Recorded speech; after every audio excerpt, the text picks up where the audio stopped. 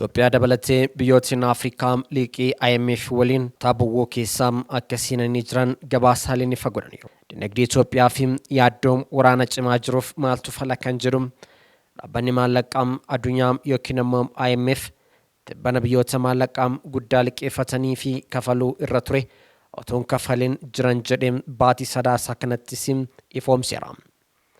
Dhaabbatichi lakkoofsa biyyoota liqii dabalataa dhaabbaticha gaafatan dabaluu fi gareen isaanii liqii duraan irra ture sila kan kafaluu qaban osoo kafaliin hedduun akka isaan irra jirus tarreesseera.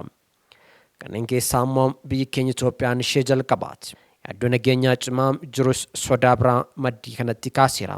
Dhaabbatichi keessumaa biyyootiin saaraa gadii liqii dhaabbilee liqeessitoota biroo fi biyya keessaalee fudhatan waliin yoo ilaalaman egeriin dinagdee isaanii balaa jala jira jechuu fi akkaataa dabalanii liqeeffan irratti akeekkachiiseera. Keessattuu biyyootiin tasgabbii dhabuun siyaasaa fi yaaddoo nageenyaa jirutti kufaatii dinagdee hamaa akka hin mudanneef biyyoonni tarkaanfii sirreeffamaa fudhachuu qabanis jedheera. Itoophiyaan bara 2024 keessatti jijjiirama dinagdee goroo kan taasifte misoomaa fi investimentii alaa babal'atee biyyattiin rakkoo dinagdee keessaa baatiin yaadama jedhuuni. Kuni garuu bakka nageenyaa fi tasgabbiin siyaasaa hin jirretti milkaa'uu akka hin dandeenye ragaaleen ni eeru. Dhaabbanni maallaqaa addunyaadhaan IMF riiformiin dinagdee Itoophiyaa hojiirra oolchuu rakkoon qunnamuun ibsee turuun isaanii yaadatama. Kanaafis sababbiin rakkoo nageenyaa amansiisaa ta'e dhabuu fi deeggarsa arjoomtotaa dhiibamuu akka fakkeenyaatti kan eeramudha. Kanaanis Itoophiyaan biyyoota liqii dhaabbatichaa yeroo kafaluu qabanitti hin kafalin akkasumas akkaataa liqii deebuu irratti haala walxaxaa keessa jirtudha kan jedhu. Muddamni waraana Itoophiyaa fi Eertiraa gidduutti hammaataa jiru yaaddoo waraanaa dabalataa kufaatii dinagdee fiduu akka malu sodaa guddaa kan uumedha. Muummeen ministeera Itoophiyaa Dr. Abiy Ahmed tibba darbii paarlaamaatti akka dubbatanitti ammoo bara kana keessa liqii alaa dabalataa akka hin fudhannee fi deebisuu irratti xiyyeeffachuu isaanii eeranii kan turan yogguu ta'u, Itoophiyaan idaa keessa jiraachuun dhugaa ta'uu kan himan Dr. Abiy garuu ragaan lakkoofsaan yoo ilaalame biyyoonni dinagdeen gurguddaa qaban liqaa Itoophiyaa dachaa hedduu caalaa ofirraatii qabu jechuun ibsanitti jiru. Akka gabaasa IMF haaraa kanatti immoo biyyootni Afrikaa muraasni liqii hedduu ofirraa kan qabanii fi kanaan booda liqii akka hin gaafanne kanneen akeekkachiifamanis ni jiru. Fakkeenyaaf liqii IMF qofa masiriirra jiru dachaa hedduun kan Itoophiyaa akka caaludha. Biyyoolaa Itoophiyaa kan biraa Keeniyaanis akkasuma. Liqii IMF kana dabalatee liqiin Itoophiyaarra jiru doolaara biiliyoona 23 kan hin caalle ta'uu muummeen ministeera Dr. Abiy Ahmed dubbataniiru. Liqiin Itoophiyaarra jiru yaaddoo tokko ta'etu jiru sodaa waraanaa cimaa jiru immoo yaaddoo dabalataas ta'eera. Biyyooti Afrikaa 5 liqii guddaa ofirraatii qaban keessaa immoo Masriin ishee jalqabaati. Bara 2025 kana keessaa biyyoota Afrikaa keessaa Masriin maallaqa fandii maallaqi idil addunyaa yookiin immoo IMF irraa liqeeffate keessaa sila kan deebisuu maltu osoo hin deebisiin hafuun sadarkaa jalqabaarra jirti. Akka gabaasa dhaabbatichaatti biyyattiin sila bara kanaa hanga baatii sadaasaatti dirqama liqii deebisuu qabdu keessaa tilmaamaan gara doolaara Ameerikaa biiliyoona 6.89 ol kafaluun qabdi ture. Garuu ammoo hin kafalle. Liqiin kun qaala'insa jireenyaa fi guddina damee dhuunfaa harkifachuu dabalatee maata dinagdee ishee mudateen yoo itti deebisuu qabdutti akka hin deebisne ishee taasiseeti jiras jedhama. Masriin walitti aansuudhaan waggoota lamaaf biyyoota Afrikaa keessaa baay'ina liqii IMF irra jiruun sadarkaa jalqabaa qabachuun itti fufteerti. Biyyi biraam Koot Divaar yoo taatu biyya Afrikaa dhiyaa addunyaa irratti oomisha kaakaa'ootiin tokkoffaa taate dirqama liqii deebisuu qabdu gara doolaara Ameerikaa biiliyoona 3.8 tilmaamamu hin deebisiin hafuu isheetiin sadarkaa lammaffaarra jirti. Keeniyaan sagantaa liqii IMF kanneen dhiibbaa fi kufaatii dinagdee isheetti furuudhaaf liqeeffatte gara doolaara Ameerikaa biiliyoona 3 siqu waan hin kafaliniif sadarkaa sadaffaa biyyoota lama hordofuudhaan qabatteerti. Keeniyaan gibira dabaluu fi baajata mootummaa hir'isuu dabalatee ulaagaa IMF kaa'e tokko galmaan ga'uu waan dandeenyeef liqii itti fufiinsaan IMF irraa argachuu baatii eebilaa darbee addaan citee ture.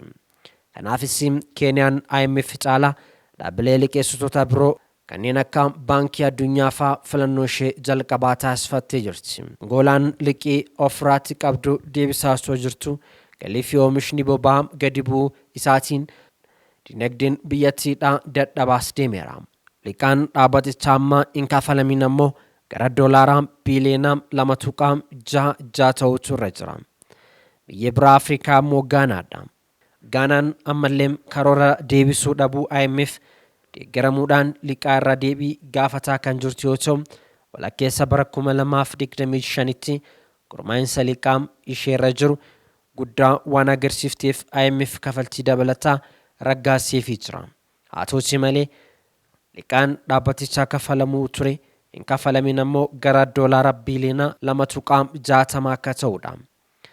Democratic Republic Congo fi Itoophiyaan liqii IMF hin kafalamin doolaara biiliyoona 1.93 fi doolaara biiliyoona 1.59 ofirraatti qabu. Dinagdee Afrikaa hedduun itti fufiinsaan liqaa fi deeggarsa dhaabbilee alaa irratti hirkachuutti fufeera. Kanaaf ammoo sababootiin ijoon maal akka ta'an ogeeyyi dinagdeedhaan yeroo ibsanitti maallaqni liqeeffatame qixaan barbaadameen hojiirra ooluu fi ooluu dhabuu isaa gaafiidhas jedhu. Sirna hordofii sirrii ta'e waan hin jirreef maaltu akka itti hojjetamee fi wanti itti hojjetamu sun liqii sana deebisuu danda'a isaa jedhu irratti iftoominni mootummoota Afrikaa biraa hin jiru kanneen jiran hedduudha. Kana malees rakkoo nageenyaa fi tasgabbii dhabuu dandeettii oomisha biyyattii fi guddina teekinooloojii hudhaa guddaa ta'uunis ni himama. Akka ogeessotiin jiranitti liqii hedduun maallaqa biyya alaa kan akka doolaara Ameerikaa fi Yuurootiin kan kennamu ta'uu akkasumas maallaqa biyya keessaatiin wal simsiisuun deebisuun baajeta guddaa kan barbaadudha. Kanaaf dhimmi sharafa alaa liqaa deebisuu dadhabuuf sababa biraati. Kun ammoo adeemsa keessaa tasgabbii dhabuu fi kufaatii dinagdee fiduuti mala. Dhaabbileen liqeessitootaa akka IMF ammoo yeroo hedduu tarkaanfiiwwan biyyootatti liqaa deebisan akka hojiirra oolan taasisan ni qabaatu. Kanneen keessaa dabalii gibiraa fi taaksii akkasumas sharafa maallaqaa gadi cabsuu baasii mootummaa xiqqeessuuf ta'us danda'a. Kun immoo haala qusannaa hawaasaa qaala'insa jireenyaa fi dabalii gatii meeshaalee geessisuu danda'a. Haalli akkasii kun ammoo keessumaa namoota galii gadaanaa qaban akka gara sadarkaa hiyyummaatti gadi bu'aniif kan saaxilu ta'uu ogeeyyotiin ragaatti ba'u. Itoophiyaas ta'ee biyyoottiin Afrikaa kunniin maallaqa liqaa irratti hirkachuu of dagachuu akka hin qabnes ogeeyyotiin ni akeeku.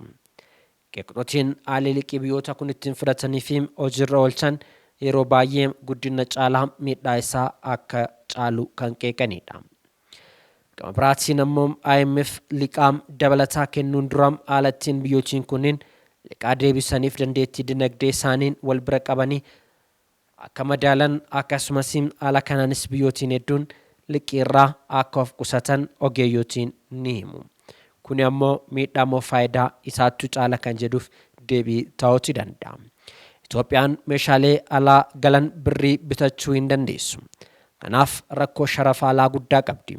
Kana malees waan alaatti ergitu caalaa waan galchitu inni guddaa waan ta'eef piroojeektiiwwan misoomaa gurguddoon ittiin hojjechuudhaaf filannoon qabdu liqeeffachuu qofa jechuun ogeeyyiin ragaatti ba'u. Kabajamtoota daawwattoota keenya qophii qaala'insa jireenyaa wajjin wal qabatee gabaasa IMF guyyaarraa isiniif dhiyeessine kana fakkaata. Yeroo biraatiin qabxii biraatiin walitti deebinaa ammasitti toora miidiyaalee keenyaa like, share fi subscribe gochaa nu hordofuun dagatinaa isiniin jenna. Itoophiyaa fi biyyoota Afrikaatiif jajjabinaa fi onnee liqaa IMF jalaattiin baan isaaniif haa kennu nagaan olaa bula.